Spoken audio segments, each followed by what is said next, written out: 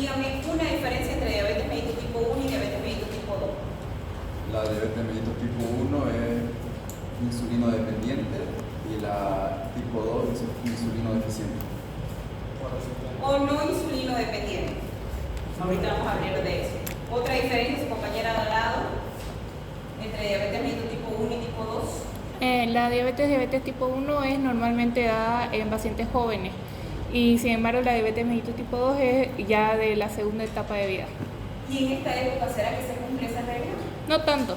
Ahora no tanto, pero antes, Sí. diabetes mellitus tipo 1, niños y adolescentes, diabetes mellitus tipo 2, adultos mayores de 35 años. Ahora nosotros vamos a ver adolescentes con diabetes mellitus tipo 2, vamos a ver niños con diabetes mellitus tipo 2. Entonces, pero eso es una diferencia. Su compañera de al lado, otra diferencia.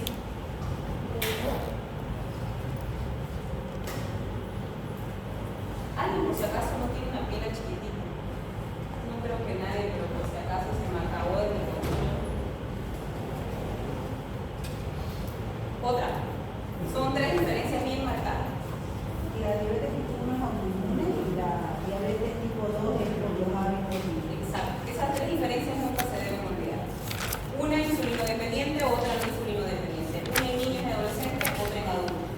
Una es hereditaria autoinmune y la otra es adquirida por el estilo de vida. ¿Listo? Ahora sí, ya más o menos yo tengo idea de lo que es diabetes, cómo se clasifica. Ahora vamos con los síntomas. De manera general de la diabetes mellitus. ¿Hace cuánto empezó la clase?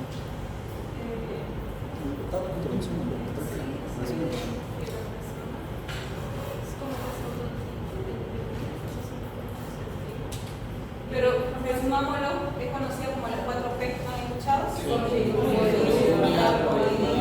Polifagia, pérdida de peso. Esos son los más básicos. ¿Pueden haber otros? Sí. Por eso uno de las diabetes mellitus, uno de los síntomas más frecuentes es la polifagia. El paciente todo el tiempo está con hambre. Entonces por eso le cambian las harinas negras por la harina integral, porque la harina integral tiene fibra y la fibra da saciedad. Entonces más que todo también por eso hacen los cambios de hábito. Y complicaciones, su compañera de atrás de Padilla, de la diabetes mellitus. Ya hemos visto definición, hemos visto síntomas, hemos visto clasificación. Ya una podría ser, pero se clasifican en dos grandes grupos: aguda y crónica, uno, y la otra macrovascular y microvascular. La complicación atrás de su compañero, aguda, más frecuente de la diabetes mellitus y la que ustedes como médicos de emergencia van a tener muchísimo, porque el paciente se descompensa así. Cetoacidosis. Cetoacidosis diabética, esa es la complicación aguda más frecuente. ¿Qué es la cetoacidosis diabética? Se conoce como la triada bioquímica. ¿Por qué se conoce como la triada bioquímica? Porque hay tres componentes que ustedes como médicos pueden medir en el paciente y saber si está con una cetoacidosis diabética. ¿Cuáles son esos tres componentes que ustedes tienen que medir para ver si el paciente está con una cetoacidosis diabética? Uno es la hiperglicemia. La literatura dice que va a estar arriba de 350 miligramos de cilindro, una hiperglicemia bastante alta. 2, cuerpos cetónicos en orina. Y 3, una acidosis metabólica. Esa es la complicación aguda más frecuente. Ahora, ¿cuál es la complicación crónica más frecuente? Porque obviamente no vamos a hablar de la diabetes, porque si no toda la clase me dedicaría a hablar de diabetes y voy a hablar de laboratorio. Pero por lo menos necesito que ustedes se queden la complicación aguda más frecuente y la complicación crónica más frecuente. La aguda ya, cetoacidosis diabética. ¿Y la crónica? ¿Qué se llama esa? Nefropatía diabética. Entonces, eso en relación a lo que es la diabetes. Ya tenemos definición, ya hemos visto clasificación, ya hemos visto síntomas, ya hemos visto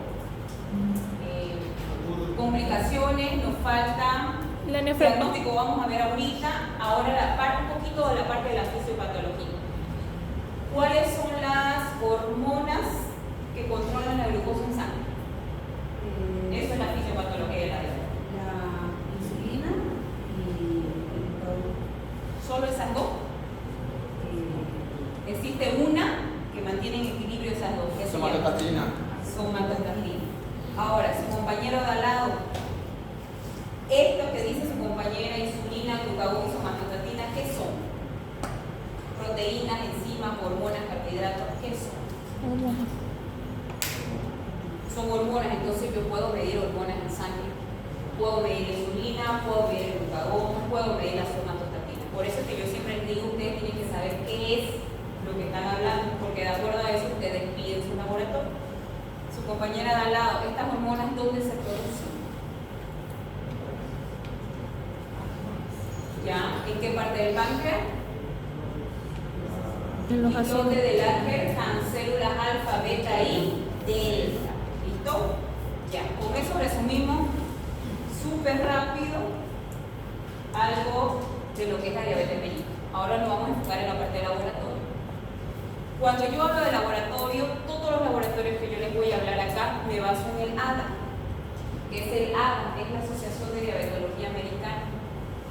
El ADA dice y da parámetros para que los médicos valoren a los pacientes y digan si el paciente es o no es diabético, si es una asociación. ¿En base a qué?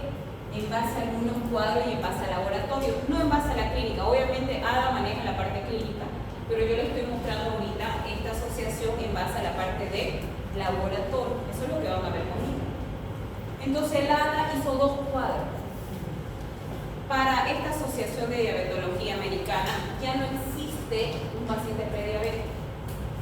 Esta asociación no le gusta decir prediabético.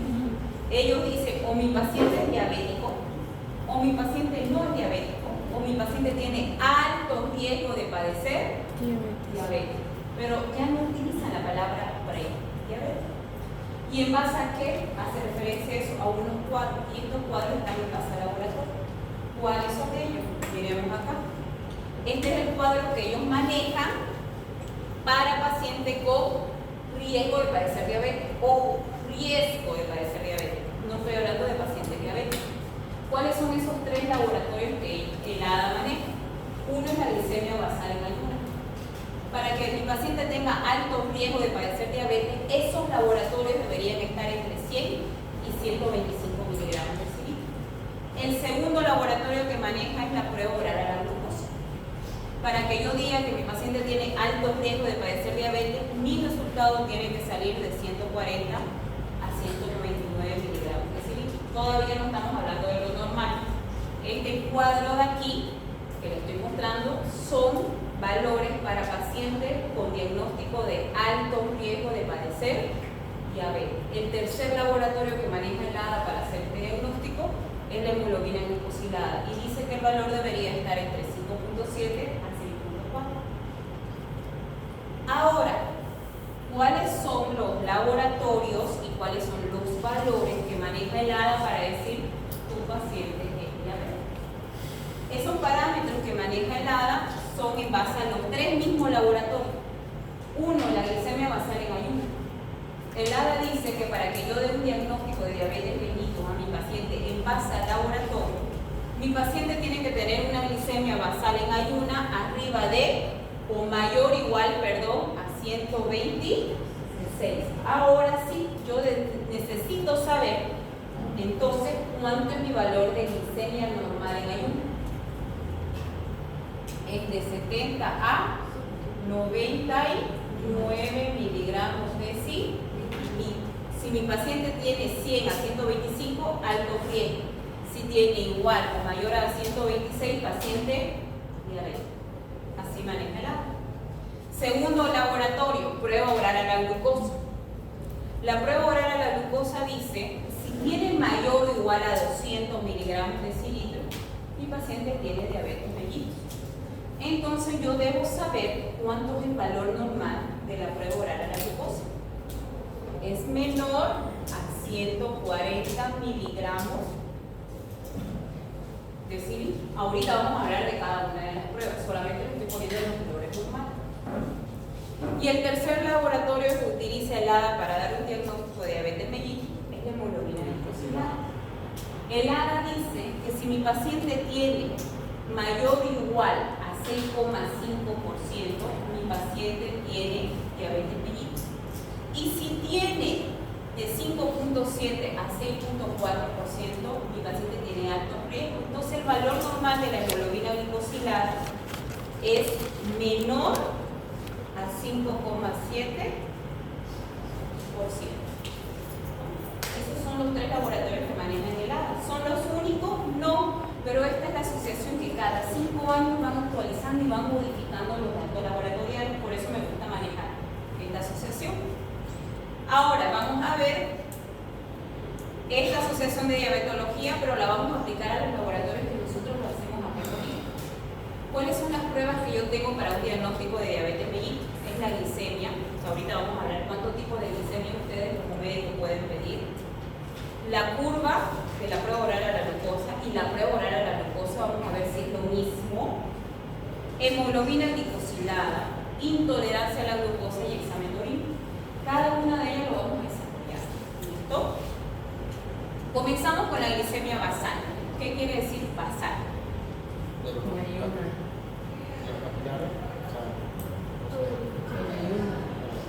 ¿Qué quiere decir basal atrás de por ahí?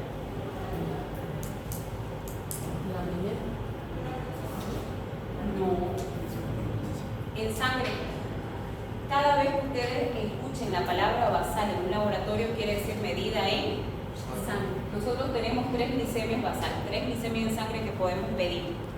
Una es en ayuna, otra es al azar, glicemia basal al azar, y la otra es glicemia basal postprandial. ¿Son diferentes las 3? Sí, completamente diferentes. La glicemia basal en ayuna es la que dice que tengo que cumplir 8 horas de ayuna. Pero esas 8 horas de ayuna ¿qué involucran?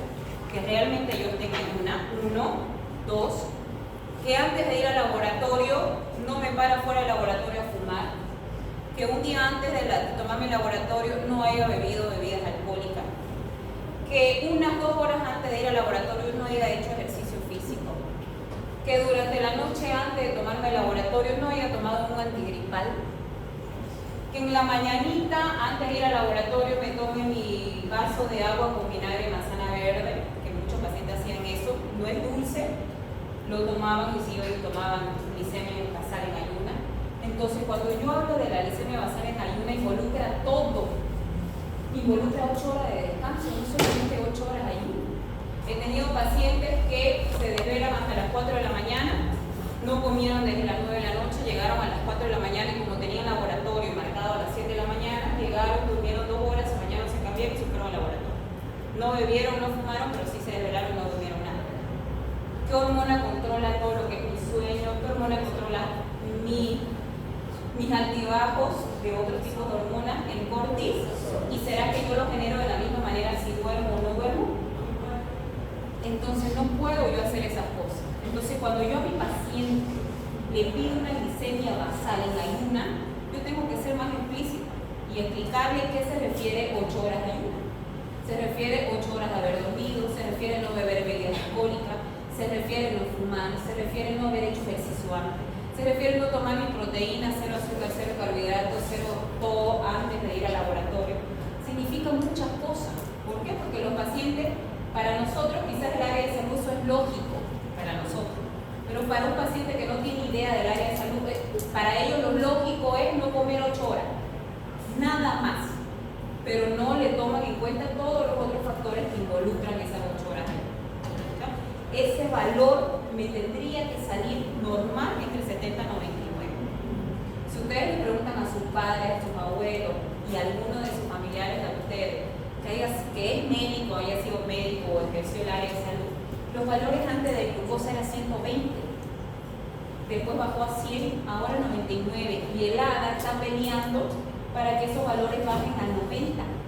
¿Por qué los quiere bajar más? Porque cada vez la gente no es consciente. El paciente diabético es uno de los pacientes más mentirosos que ustedes van a tener. Estos pacientes dicen, hacen ejercicio, comen, no beben, no fuman, toman sus medicamentos, no comen azúcar, nada. Entonces vamos a ver que hay pruebas que desmienten estos tipos de pacientes. Ahorita lo vamos a ver. Esa es la glicemia basal en ayuna. ¿Cuál es la glicemia basal al azar? ¿Qué quiere decir al azar? En cualquier momento del día, en cualquier hora. Ustedes entonces, si se toma en cualquier momento del día, ¿será que el paciente va a estar en ayuna? No. ¿Será que esa glicemia basal al azar yo la puedo manejar con estos mismos valores? No. Una glicemia basal al azar que me salga menor a 140 miligramos decilitro, yo me quedo tranquila.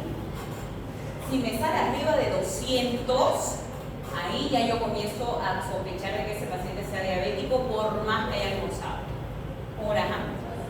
Si me sale menos de 140, me quedo tranquila con la glicemia basal al azar. ¿Alguien me puede decir cuál es la glicemia basal postpandrial? 260. 260. ¿Qué? Después de comer. Pero ustedes son médicos, ¿no ven? Los médicos están en contacto con el paciente. Yo soy tu paciente. Pensás que tengo diabetes. ¿Por qué pensás que tengo diabetes? Porque tengo algunos síntomas y aparte de los síntomas yo vine con una glucosa en ayuna de 115. ¿Está normal 115? No. Pero con un solo diagnóstico no puedo, ¿no? Es un solo laboratorio, tengo que volver a repetir. Me volvés a repetir y te lo vuelvo a traer y sale 120. Y yo quiero saber si soy diabética. Entonces puedes optar por esta prueba llamada postpandrial. Pero yo te pregunto, doctora, ¿cómo tengo que hacer esa prueba? ¿Me puede explicar? Después el poder va y se toma la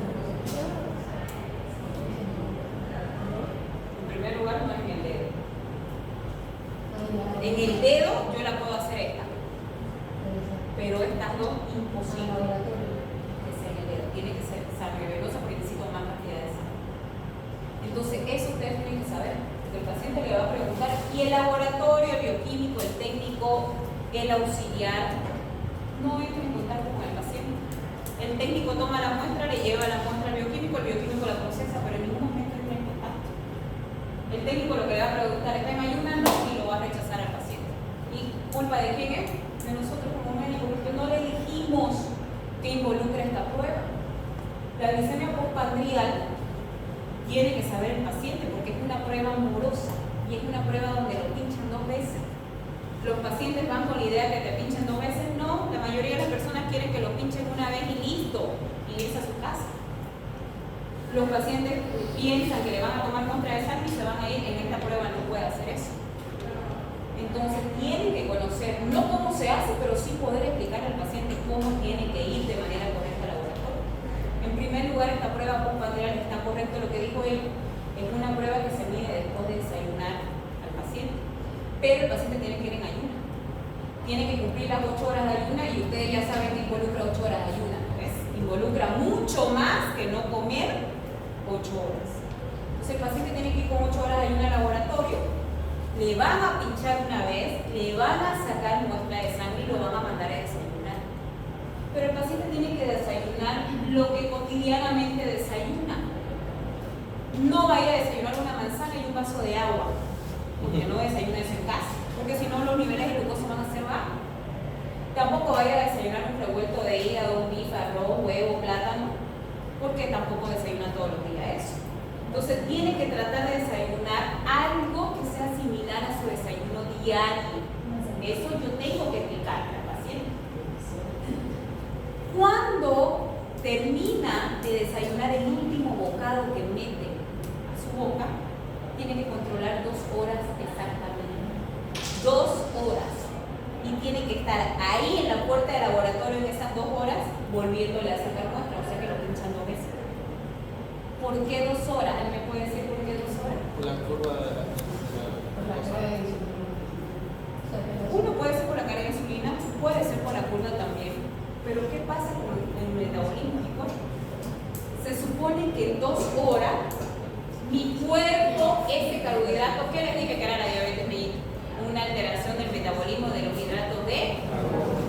Se supone que en esas 2 horas, desde que yo meto un alimento, comienzo la masticación, comienza la milasa salival, comienza a formar el quimo, el kilo, la milasa pancreática, comienza a pasar por mi estómago, a deshacerse, a quebrarse en moléculas más pequeñas. Se supone que en ese proceso demora 2 horas. La literatura dice que todo ese proceso demora 2 horas. Si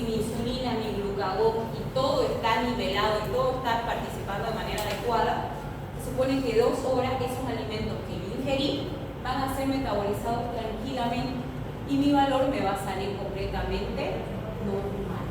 ¿Cuánto es normal para una prueba por Patriarca? Menor a 140. ¿Quedó claro las 3 glicemias basales que ustedes pueden pedir? Sí. Vamos a la otra. Si a pesar de que ustedes pidieron esto, 140 sería en ayuno o después de desayuno. después del desayuno, Y ayuno sería cuando. en ayuna lo piden para ver si no está muy alta y para ver si puede seguir el otro paso, como protocolo. Este valor es después del desayuno. Ya, si ustedes hasta aquí no le queda claro, porque imagínense, pidieron en ayuna y salió 120. Pidieron a pospandrial y salió 140. Está ahí, o sea, no saben si su paciente es o no es diabético. Es un paciente con alto riesgo, sí, pero el paciente quiere saber sí o sí si es o no es. La prueba que va a confirmar realmente la diabetes mellitus es la prueba oral a la glucosa. Ahora, tenemos 2 formas de pedirla, no se van a confundir. Una cosa es prueba oral a la glucosa y otra es curva de la prueba oral a la glucosa. Son 2 pruebas completamente diferentes. Ahora le pregunto a usted, me pidió todo eso y todo eso salió en el plan. Me pide prueba oral a la glucosa y yo le digo, doctor, ¿cómo es esta prueba? ¿Qué me van a hacer en el laboratorio? ¿Cómo debo ir? Esta prueba es horrible, feísima, porque el paciente le va a doler la cabeza, va a tener náusea y muchos de ellos vomitan. Y el paciente se tiene que aguantar su vómito y tragárselo. Porque si vomita, 0. Otro día va a tener que volver de nuevo y otra vez lo van a tener que pinchar. Entonces el paciente tiene que ir consciente de eso. Tiene que saber que se tiene que quedar 2 horas sentado en el laboratorio. Porque ya les dije al principio, el paciente piensa que le sacan sangre y se va. Pero con esta prueba tiene que estar 2 horas sentado ahí en el laboratorio sin moverse, sin tomar agua, sin ir al baño, sin nada, sentado 2 horas. ¿Cómo es esta prueba? El paciente va al laboratorio con 8 horas de ayuna, ya saben que involucra 8 horas de ayuna.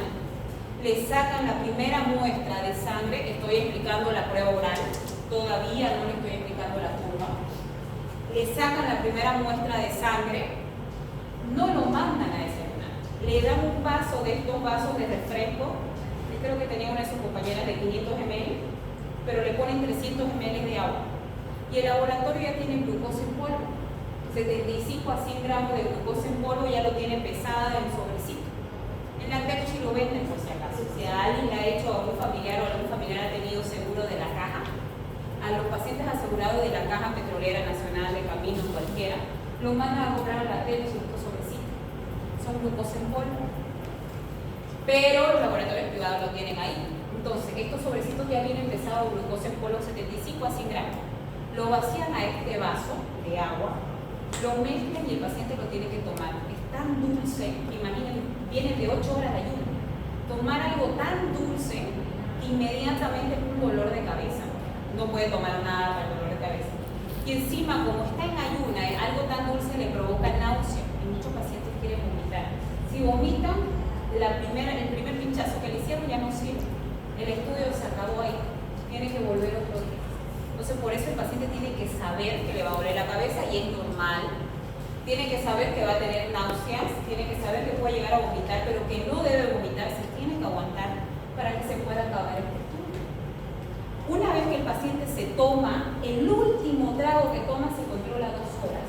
Lo mismo, se controla 2 horas y después de las 2 horas de nuevo se le saca sangre. ¿Cuál es la diferencia de la prueba oral a la glucosa con la postprandial? La postprandial es alimento y en la prueba oral a la glucosa es más estricta porque yo le estoy dando la carga exacta de glucosa que yo sé que un cuerpo normal debería metabolizar en 2 horas. En cambio aquí, en la postprandial, yo no sé lo que el paciente puede llegar a desayunar porque yo no se lo doy su desayuno. El paciente va a desayunar y vuelve. En cambio aquí yo sí puedo controlar el tiempo porque el paciente está sentado en el laboratorio y sí puedo controlar lo que le doy. ¿Listo? ¿Cuál es la diferencia de la curva de la prueba oral a la glucosa? Es lo mismo, pero la diferencia es que lo pinchan 4 veces. ¿Cómo es? El paciente va con ayuna 8 horas, lo mismo, le sacan la primera muestra de sangre, le dan la sustancia glucosada, ni bien le dan la sustancia glucosada, a la media hora lo pinchan, segunda vez, a la media hora lo pinchan, tercera vez, a la media hora lo pinchan 4 veces. Y cada media hora van haciendo su curva, por eso se llama curva de la prueba oral a la glucosa, porque cada media hora van viendo cómo esa curva se está comportando. Se supone que esa curva va a subir y luego va a comenzar a bajar. Eso es curva de la prueba oral a la glucosa. ¿Entendieron? Ya, todo lo que les expliqué está ahí. Glicemia basal, prueba oral a la glucosa, curva de la prueba oral a la glucosa. Intolerancia a la glucosa. Doctora, ¿qué quiere decir intolerancia? ¿Por qué usted no la tiene acá? Porque mucha literatura a la postprandial la llaman intolerancia a la glucosa.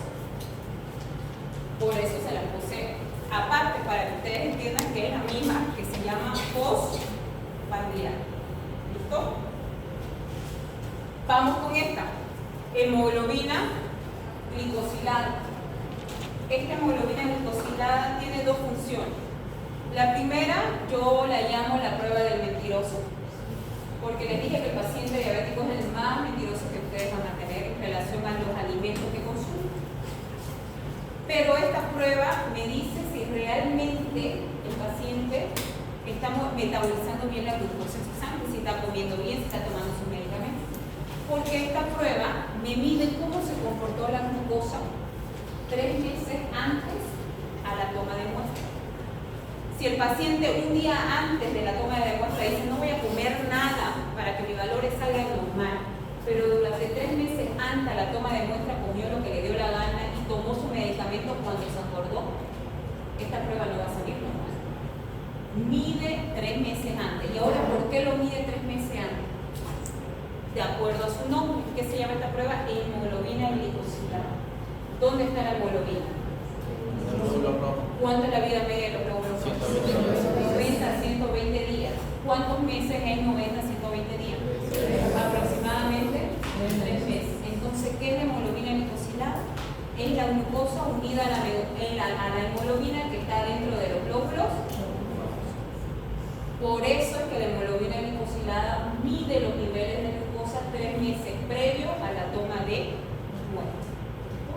La segunda función que tiene esta prueba me dice qué tan cerca están las complicaciones de la diabetes. Por eso yo les decía cómo son las complicaciones.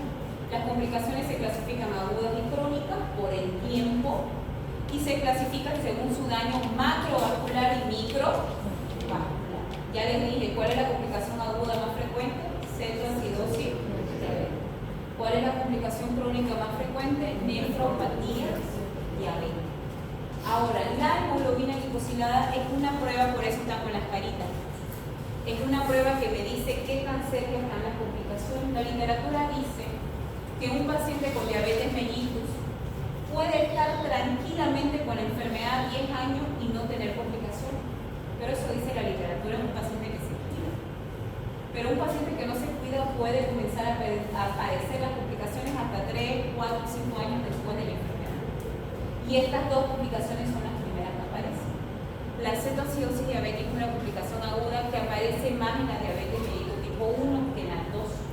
¿Por qué aparece más en la 1? Porque en la diabetes mellitus tipo 1 es insulino dependiente. El paciente, ni bien es diagnosticado con diabetes mellitus tipo 1, necesita de insulina. El paciente va con la insulina todo el tiempo por su cartera, o en su mochila, o en su bolsón. Come y se coloca la insulina. O dependiendo de qué tipo de insulina, o dependiendo de cuánto tiempo ya está diagnosticado. En cambio, la diabetes mellitus tipo 2, al no ser insulino dependiente, no empiezo mi tratamiento con insulina. Primero empiezo con el cambio de estilo de vida. Después empiezo con hipoglicemiantes vía oral. Si mi cuerpo no responde, mi última opción es la insulina. Mi última. Entonces, por eso la cetoacidosis más frecuente en los pacientes con diabetes mellitus tipo 1. Si el paciente con diabetes mellitus tipo 1 se olvidó de colocarse su insulina o salió y comió, se fija en su cartera, en su bolsón y se acabó su insulina y no se la coloca, la glucosa comienza a subir de manera inmediata porque ellos no tienen insulina, no producen insulina. Por tanto, la glucosa no va a bajar.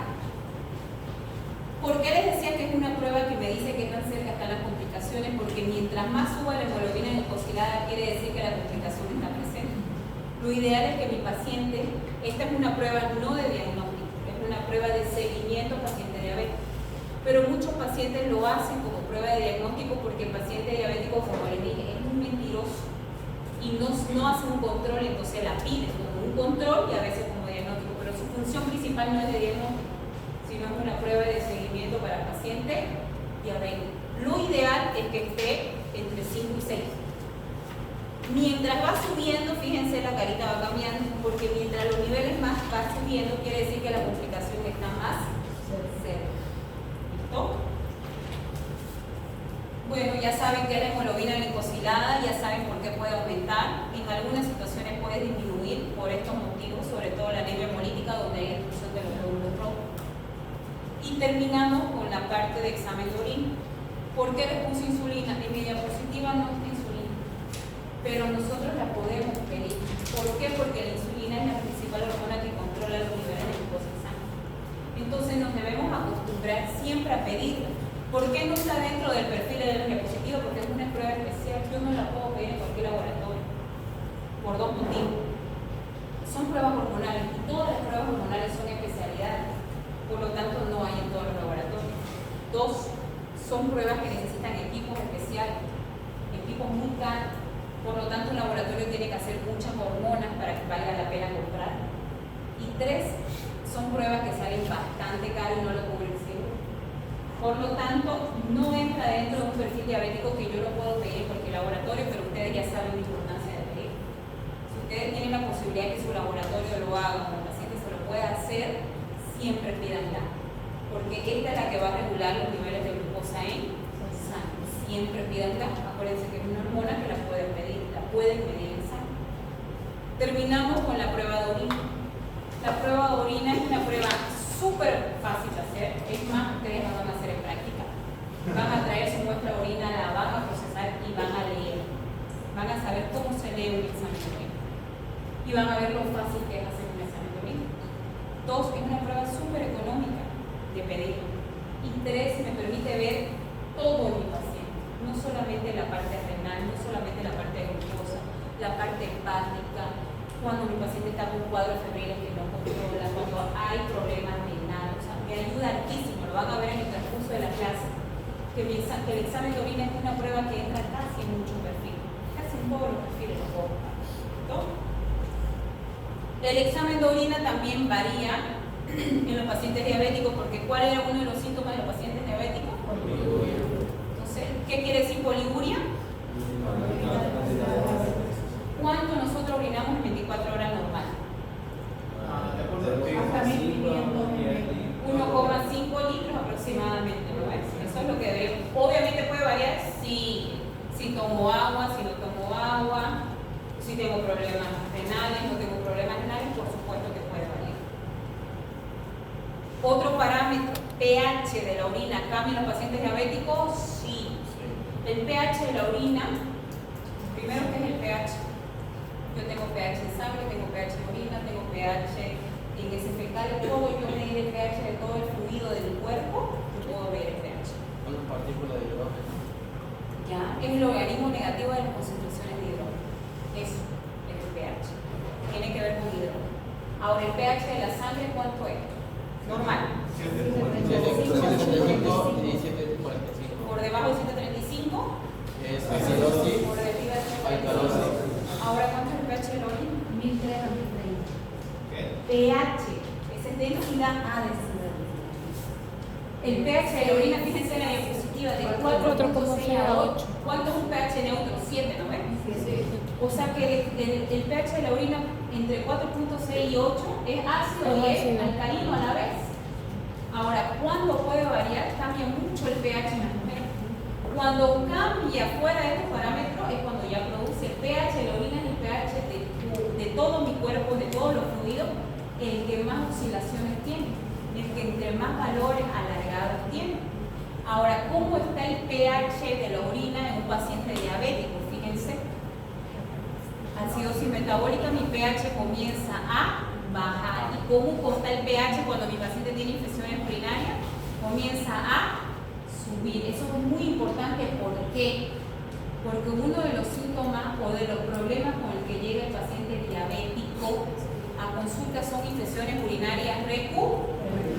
¿Alguien me puede explicar por qué tienen estas infecciones urinarias recurrentes? Por problemas inmunitarios. No. Porque la orina se hace alcalina y al ser alcalina no, como que no acidifica las bacterias de las manos. Tiene que ver con las bacterias, por el pH también, pero algo más importante. La bacteria se nutre del glucosa. Yo el azúcar, cuando en mi sangre pasó el nivel que yo aguanto, ¿cuánto es lo que mi cuerpo aguanta de azúcar? ¿Alguien puede saber cuánto mi riñón aguanta para filtrar el azúcar? 300 miligramos. No, con 300 ya estoy en una cetoacidosis. No lo depura todo. 280. Ustedes pueden medir la glucosa en orina con una tira reactiva, pues, lo van a hacer en orina. Esa tira reactiva tiene una capacidad de aguantar el azúcar en la orina, de detectar. Mi riñón puede detectar hasta 180 miligramos y algunas literaturas dicen hasta 160, 140. Cuando mi sangre está más de ese valor, mi riñón no puede reabsorber la glucosa. Comienza a lastimar las paredes, los glomérulos, y la glucosa comienza a escapar por la orina. Y cuando yo la detecto en orina, ¿qué quiere decir? Que en sangre está arriba de 180. Y cualquier valor arriba de 180 mi paciente es, pero yo no puedo dar un diagnóstico con examen de orina. Entonces, si a mí me sale glucosa positiva en la orina, yo tengo la obligación de volver al protocolo. ¿Cuál es el protocolo? Glicemia basal en alcohol. ¿Listo? Ahora, ¿por qué tiene infecciones urinarias? El pH sí, las bacterias también sí. Pero, como hay azúcar en la orina, las bacterias se nutren del azúcar. Y para las bacterias, la orina es como si fuera su piscina. Comienzan a proliferar y comienzan a contaminar todas las vías urinarias. Por lo tanto, estos pacientes frecuentemente tienen infecciones urinarias. La densidad de la orina es lo que decía su compañera, de 1015 a 1020. ¿Cómo está la densidad en un paciente con diabetes mellitus? La densidad aumenta. Otro parámetro que yo puedo detectar en el examen de orina es la glucosa, lo que acabamos de hablar. Todos deberíamos tener glucosa negativa en orina. Si nos marca glucosa positiva en orina, quiere decir que en sangre nosotros tenemos más de 180. Pero eso depende de la tira reactiva. Depende de la sensibilidad y especificidad que el laboratorio compre de su tira reactiva. Por ejemplo, mi tira reactiva me costaron 15 bolivianos cada una y el otro laboratorio le costó 5 bolivianos. ¿Será que hay diferencia? Sí. La sensibilidad y especificidad va a ser diferente. Quizá la mía, que me costó un poquito más caro, tiene una mayor sensibilidad y especificidad y me la detecta desde 140. En cambio, el otro laboratorio, que le costó más económica, es porque su sensibilidad y especificidad es más baja. Recién la detecta a partir de 180 o 200. Por eso es que varía cada laboratorio. Por eso es que yo les digo que ustedes deben hacerle caso al laboratorio donde ustedes están trabajando o procesando sus pruebas, sus muestras. ¿Listo? Por eso marca glucosa positiva. Otro parámetro que puede marcar en pacientes diabéticos es la cetona. ¿Se acuerdan que era la cetoacidosis diabética? La triada bioquímica. Cuerpo cetónico en orina. ¿Qué más? Acidosis metabólica en sangre a través de una gasometría. ¿Y qué más? Hiperglicemia. ¿Qué pasa con la cetona? Cuando yo encuentro cuerpo cetónico en orina, ¿es sinónimo de cetoacidosis diabética? No. Para que yo diga que hay cetoacidosis diabética, tiene que cumplir los 3 parámetros: acidosis metabólica, cuerpo cetónico en orina y hiperglicemia. Si simplemente yo encuentro cuerpo cetónico en orina, no es sinónimo de cetoacidosis diabética. ¿Por qué? Porque los cuerpos cetónicos en orina pueden aparecer por otras causas. ¿Cuáles pueden ser esas otras causas que pueden aparecer? Metabólica, factores dietéticos y aumento de requerimiento. ¿Cuáles son esos, por ejemplo? Metabólico, enfermedades como la diabetes, pero factores dietéticos están los ayunos. No sé si han escuchado los ayunos intermitentes. Los pacientes están en cetosis todo el tiempo. Entonces, si le hacen un examen de orina a una persona que está en ayuna, más de 8, 10, 12, 14, 16 horas, porque en los ayunos intermitentes hay hasta ayunos de 24 horas. Si ustedes le hacen un examen de orina a estos pacientes, le van a marcar cuerpo cetónico en orina. Y no quiere decir que están con una cetocidosis diabética. Quiere decir que están en ayuno. Otro, en el caso, por ejemplo, de las dietas keto, ¿han escuchado? Las dietas que se consume solo grasa y disminuyen el consumo de carbohidratos, que estos pacientes están en cetogénesis, marcan cuerpo cetónico en orina. O en pacientes que están con fiebre, sobre todo en niños. Pacientes que están con cuadros febriles constantes. Si ustedes a un niño con un cuadro de fiebre de 39, 40 años le toman muestra y le hacen analizar esas muestras, seguro van a encontrar cuerpo cetónico en orina. Los cuadros febriles hacen presencia de cuerpo cetónico en orina. ¿Listo? ¿Alguna pregunta del perfil diabético? Doctora, ¿cuánto es el valor normal de la insulina en sangre?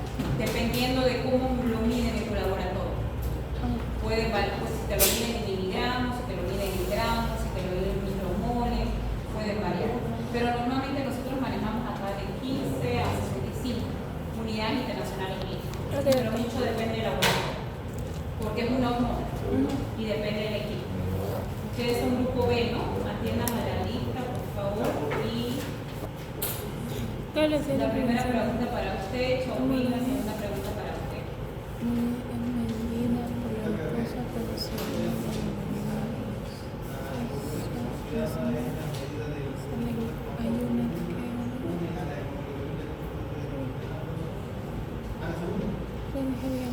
A ver, ¿cuál de las siguientes afirmaciones es la correcta? La hemoglobina glicosilada es mediada por la glucosa cuando se une a la hemoglobina con un porcentaje determinado.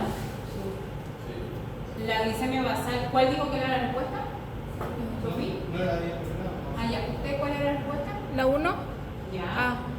La glicemia basal en ayunas requiere una ayuna de 12 horas. Solo necesito 8. Después de ingerir alimentos se origina una carga de insulina para regresar a los niveles de glucosa a la normalidad. Después de 2 horas, lo que se conoce como